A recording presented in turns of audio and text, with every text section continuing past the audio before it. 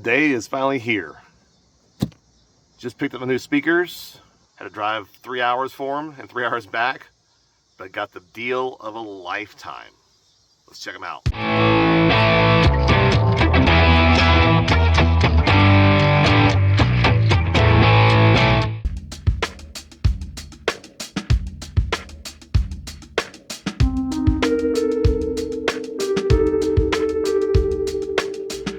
Okay, just got all the boxes up here at the stands. Had to make like 4 trips because of how big the boxes are and how heavy they are and how awkward it all is and so on and so forth.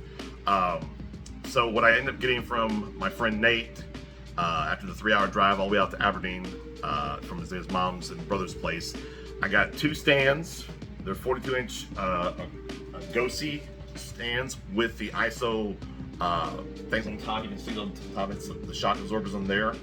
And I bought a pair of the Focal Twin 6 BEs. So basically it has 2 6-inch woofers on the side, plus the Biodinium, I'm saying it wrong, I know I am, tweeter in the center. I got a pair of those.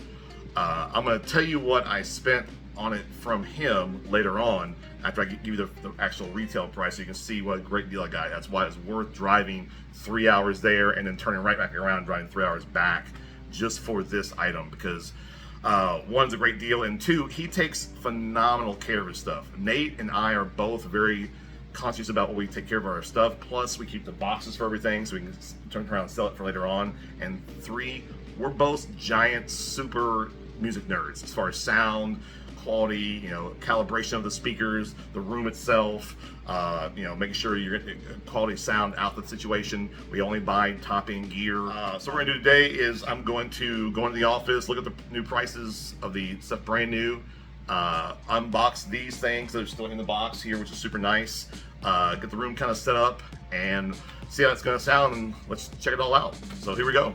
All right, so this is the current system I have now. Dual screen system. I've got Yamaha HS8s and these old Focals. I say old, but they work like they're brand new. I bought them from the same guy, Nate. This is the CMS50s. There's probably a new version out as well. Brand new. They're like $3,500 a pair. I think I got these for like, say, $800-900 for the pair. It was a really good deal, and he also gave me the ISO pads for them as well. You know, I've got pretty much a recording slash producer setup here in my office, but these new twin Focals are going to be just a game changer, I think, as far as overall output, because right now I'm using the Personas as a switcher going back and forth between the Yamahas and the Focals, which is nice. And I have an 8-inch sub over there as well, which is great. But at the same time, I like some more clarity and, you know, some definition. And these two are so different in speaker style. For those you don't know, the Focals have the Yamahas have a range, like, you know, let's say down to 30 hertz, you know, up to about, say, let's say 12,000 kilohertz. Okay, the Focals go down to only about 60, but it goes as high as 30,000 kilohertz. It is, that may be incorrect to a point, but I think it's on the pretty high side, which is a frequency we don't even use in most music and so on and so forth, which is super crazy. They are ear splitting and they're awesome. So they're gonna actually go from here up to the front room for my mastering room, which I have in the front. We'll do another video on that some other time. Okay, so what I'm gonna do now is start bringing the stuff in and unboxing it and see what we got. Okay. So I guess the best course of action is actually to take these old things out first, then move everything in, so I have more room. Makes sense. All right, so let's get that done.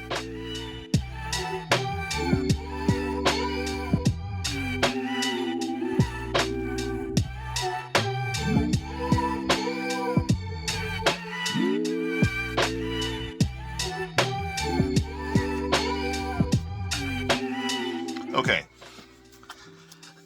As a side note, these things are massive. These are Aragosi's 42-inch wide. That is huge, almost 2 foot wide? It's crazy how big this is. That can't be right. 40 inches. That can't be 4 feet. There's no way. got the math wrong. I'll have to double check that. But these things are huge and they're super awkward. We're gonna get them in here a little bit and see how it's gonna fit out there, and have to do a little adjustment here and there. We'll see. Okay, we're gonna do a lot of adjustment. I mean, like a lot. Ugh. All right, we got the first one in. I gotta move. I have accordions to move, which is really strange to say. Who has accordions in their office? But I got two. Anyway, we'll get it figured out.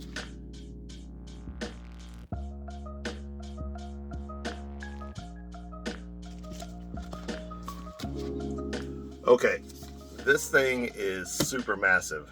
This is just one speaker that I gotta pull out of here. I think the brochure said like they're somewhere around 50 pounds each and have all these cool features. So we're gonna do an unboxing right now and see what we got in here. Here we go.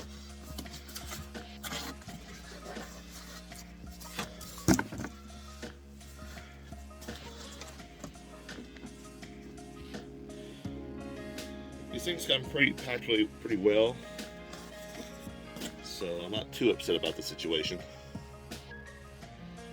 Alright. Trying to get the thing out of the box now is going to be the issue.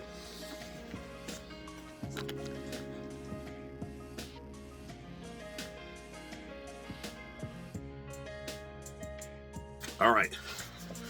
There it is. These things are massive and yeah, about 50 pounds.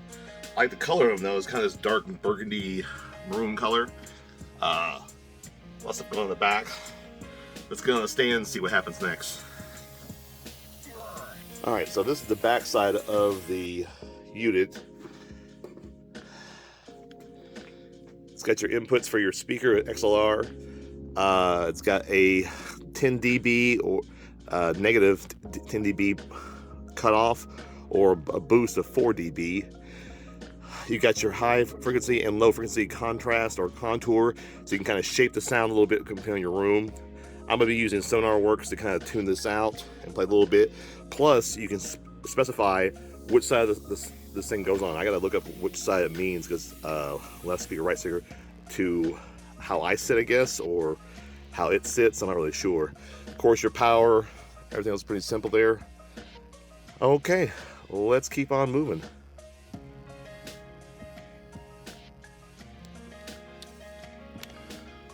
Let's get it turned around real fast.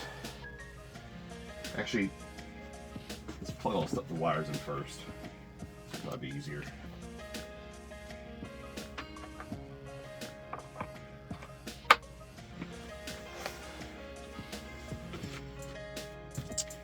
Okay, that is pretty much a wow situation there.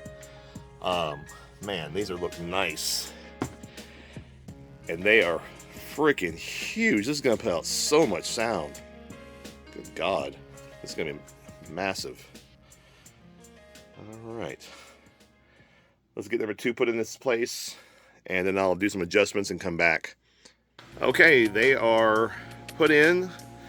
I turned the volume all the way down on my control center for Personas. Pulled up Ableton. I'll pull a couple songs up and try this out. Now, the position of the speakers is going to be kind of be moving around a little bit. Ideally, I would like to have them behind the desk, but the problem is the room is too short.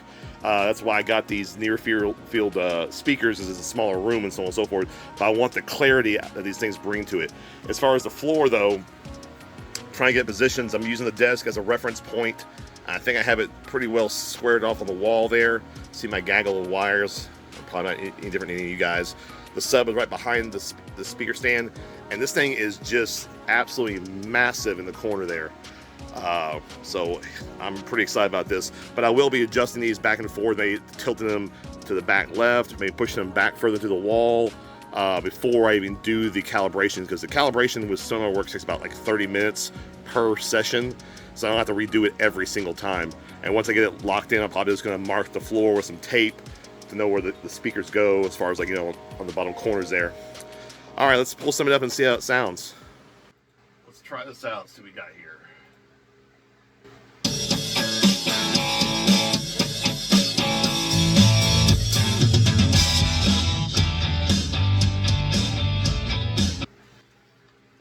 so far so good. No complaints or anything about this situation, but one thing I have noticed, I gotta adjust the overall volume of how much output is coming out of those speakers compared relative to my sub.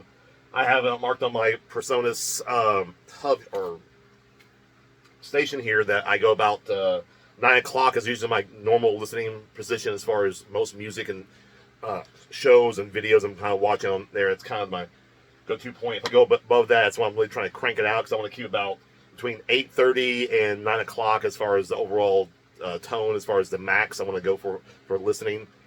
So if you go anything beyond that, you're going to get ear fatigue pretty fast. So I can adjust it in the back here about the overall volume, but I'm going to look in the back of the speakers about that too. I probably should actually watch some kind of video about how to set these up. I'm sure somebody on YouTube has already figured this thing out, so I will look at that as well. And plus, I'm going to make some couple more follow-up videos, but for now, I'm pretty happy how this is going out so far. The clarity is that these are just super clean, but at the same time, I am a little bit spoiled. I'm coming from my other focals, and those are 5 inches, these are 6s, and let me say one thing real fast. So these are from 2019. My other focals were basically from like 2000, I think, 14 or 15, whatever. Let me put it this way. Grand scheme of things, it's not bad to buy older gear by any means. I'm going to say that. If someone takes care of it, it's going to last for a long time. A little adage my dad always said was, cheap things are not good and good things are not cheap. So if you're going to buy something like this, spend the money. Don't go buy some Yamahas for like $150 that used to be $400 and so on. So I think you're going to get a great deal. Yes, if that's part of your budget, I get that. But why don't you wait and spend the money where you can on some really quality stuff on these things here. So part of the video I told you earlier, I was going to tell you what these really ran. So these are about $2,300 a piece from Sweetwater per speaker. So that makes it, was it $4,600 on speakers already for brand new ones. The stands used to be about $480, but of course with inflation, which we all love so much, I know you do, the stands now run about $680 for the pair, and so on and so forth. And I was going to tell you earlier what I paid for these. I got the homie hookup for my boy Nate, and these he gave to me for basically, it was originally for $2,750. So basically a price of one speaker and a stand. I'm getting both speakers and both stands for the exact same price, almost. He knocked over $150. I had to drive all the way out to his mom's and brother's place out in Aberdeen, which is 3 hours away. So with gas, it cost me about $85, $90 with gas, driving back and forth and snacks. So it was a pretty good deal for him to knock off $150 off that, so it's pretty fair. So I got the whole set for $2,600. So basically the price of one brand new speaker and maybe a quarter of one of the stands. I got 2 speakers, 2 stands, and they are in pristine condition. I am a big proponent of buying stuff offline, like for eBay or Reverb Nation, Reverb.com. You just got to be careful about who you're buying it from and the quality and what you're looking for, and do a little research. Don't just because you have the money in your hand. Do some research and find out what you can get as far as pricing. If the price is too low, you got to kind of worry about if something's wrong with it. But sometimes you might find what I call the crackhead deal. The crackhead deal is where somebody is basically trying to get this off their hands because someone's passed away, or they have to have a new kid and they need to sell it real fast to make some quick cash, or they really are just crackheads. Nothing wrong with that. No judgment. A little bit of judgment. Anyway, so grand scheme of things, what I'm trying to say is this. Take your time, buy the gear you want to. This doesn't happen overnight. I moved to this place here. This month is actually 9 years I've been in this location.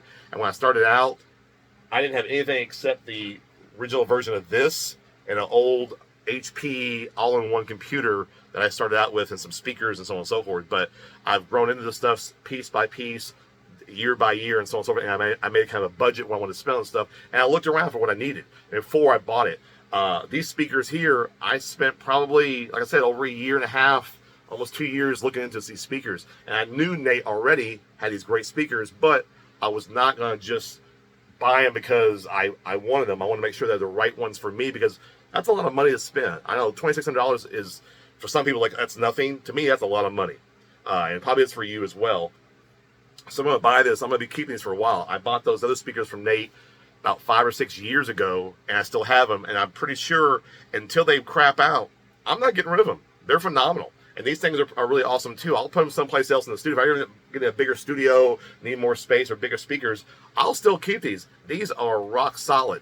If you take care of your stuff and maintain them and so on and so forth, and don't go crazy and try to blast the room out with these kind of things, you should be fine.